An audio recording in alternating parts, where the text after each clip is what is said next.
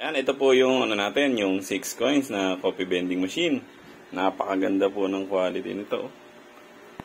Metal din. Metal itong harap, metal ang body. Tsaka dalawa po ang pamimilian nyo kung paano maglagay ng tubig dito po sa taas. Or gamitan po natin ng hose. Pahigop po sa galon. Hindi na po kayo mahihirapan maglagay dito sa ibabaw. Pwede po ang galon sa ibaba. Ayan, open po natin.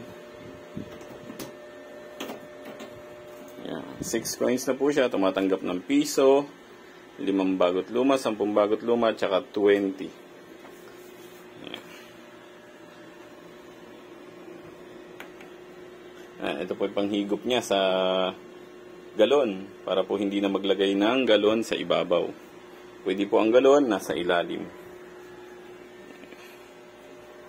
May sensor din po ng cup para kung kukunin nyo yung cup, ihinto na yung timpla. Hindi na siya ganong makalat. Yan po, may manual. Yan, napakaganda po. May cover na rin po siya para dun sa may langaw. Yan, may ipis, ganyan. Yan po, napakaganda.